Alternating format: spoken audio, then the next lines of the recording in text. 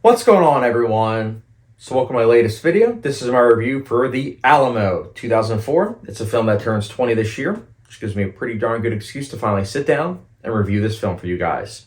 So those of you that don't know, this film follows the 1836 standoff between the Texan army and the Mexican army. One army had several thousand, the other army had less than 200, if I'm not mistaken. It might have been 186. You guys can fact check me. But anyways, you guys can probably guess how this battle turned out. But if you don't know, look it up on history or watch this film, because I will say this film is quite historically accurate, surprisingly so. This is a film that I'm going to say right off the bat, I think this is very, very underrated. This is a film that 20 years ago when it came out, it was lambasted by critics. Critics absolutely hated it. Audiences hated it. It was a box office bomb, one of the biggest box office bombs of all time, if you will. So it's a film that over the years, it's like one of those things where why would someone want to come back to it, or even give it a chance to begin with, knowing all that? Because it's like, okay, so who likes this film? Well, I'm here to tell you guys, that's me. I like this film. This is one of those films where it's interesting because I think that if you look at it from a historical perspective, it's actually quite accurate. So I understand why people would show this in like history class, because it is a film that if you're learning about it in class and then you're watching it on screen, it is quite interesting. And for me personally, I'm someone that's always been interested in the Battle of the Alamo. Like, I still remember age 6 or 7 reading a couple books on the actual battle, and it was something that really intrigued me. And then I watched at age 8 the Alamo from 1960 with John Wayne, and I liked it, but even then I could see that it was quite flawed. Like, one of the big things is I still remember the battle at the end, it being like the middle of the day, and that, it was like an entire band playing, so that way everyone knew that they were about to be attacked. And I was like, yeah, but the battle happened around like 5 a.m. in like pitch blackness, and it was a surprise attack. So it was one of those things where growing up, I knew that that was a flawed film. But I watched it anyways because I enjoyed it. And then finally, middle school. I'll never forget, I got the Alamo 2004 as a part of the double pack that came with Hidalgo. And so I finally watched the Alamo 2004 for Christmas that year. And I really liked it. It was a film that I really, really liked. And then I watched it, funny enough, several months later in my history class. And it's one of those things where it's really refreshing to see a film that is depicting history, but it's done so in a way that is quite accurate.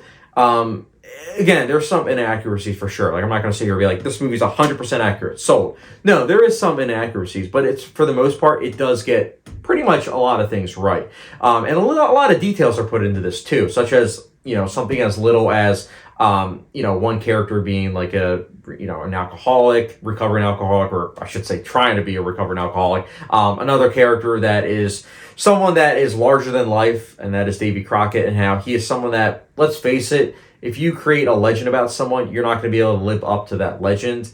You are a human being, and Billy Bob Thornton's performance does a great job of really depicting that. I absolutely adored his performance. Also really like Jason Patric. He's really good. He plays David Bowie, and I really liked his performance. A lot of nuance with his performance. And Patrick Wilson, this was his debut film, and he nails it, man. He does such a great job as Buck Travis. And I especially liked Jason Patric and Patrick Wilson going against each other. There was an interesting juxtaposition where you could tell that they are two individuals that are the opposite of each other. One obviously wants a certain, strictness, and then the other is like, no, we got to go about it, more lackadaisical. And that's something that I found to be quite interesting, and definitely added an extra layer to the film. I also love this film from a filmmaking standpoint. I really, really am fascinated by the production design. Like, the production design, the costume design, the makeup, it is all very meticulous. You feel as though you are in 1836. And more importantly, I really liked how the setting itself feels like a living, breathing character. The Alamo was actually recreated. Like, they actually created a full-scale set for this thing. And this is outstanding. If I'm not mistaken, it is actually the largest set for film. And it shows, because the cinematography does a good job of showcasing it. Not only through wide-angle lenses and everything and really showcasing the landscape, but also in more intimate scenes as the film progresses. You really feel claustrophobic, which is something that's really impressive, considering that, again, the early parts of the film establishes that it is a very, very, very large set.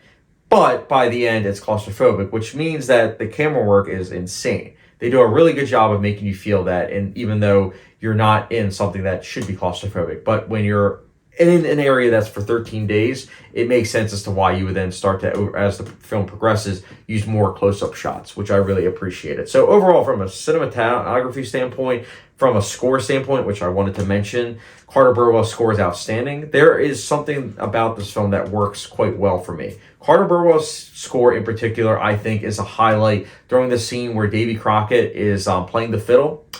Towards the end, I think that scene is outstanding. I love the cinematography for that in particular. It's like, it's that perfect lighting. It's indescribable, man. You just got to watch the film for yourself to see this scene, because it's a great shot, and on top of that, you have a beautiful swelling score by Carter Burwell. I've listened to the score for this film several times by itself. It holds up on its own, but man, complemented with the cinematography, it's something else entirely. It's really good.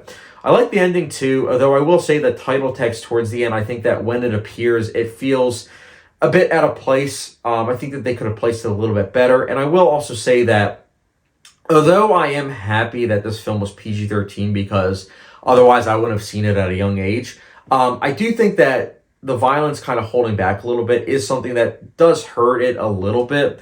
With, more seasons, moviegoer eyes. But that being said, it is kind of a nitpick, because I do think that it does a good job of showing the aftermath, so that way us as viewers do get an understanding on how much of an impact this has, not only for the characters, but us as audience members.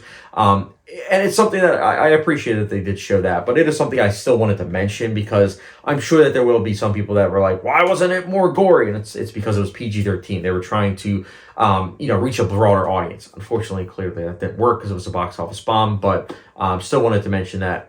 But overall, I really like this film. Like I said, I really like the details, such as something as little as characters, digging for a well, which, immediately gets it so that way we as audience members understand that, they are going to be really striving for water, because water is going to be scarce in a little bit, because they are, pretty much stuck. So little things like that I really liked, because it adds to the historical authenticity that this film was going for. So overall, I really liked The Alamo. I think that it is an underappreciated, underrated gem of a film that, if you haven't done so already, would highly recommend you watch it. And that's why for me, The Alamo 2004, I'll personally be giving a...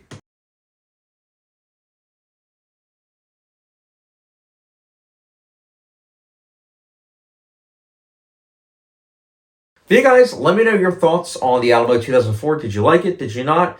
Let me know your thoughts in the comment section down below. Again, I personally would recommend this film, especially if you like history.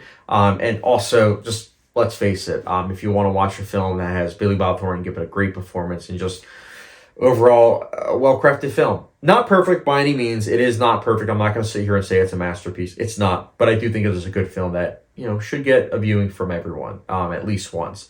If you haven't seen it, of course, in history class. I know that, like I said, I watched it in history class. So, but anyways, guys, thank you very much for watching. If you haven't done so already, don't forget the subscription, notification bell, follow me down the letterbox, and I will catch you guys later.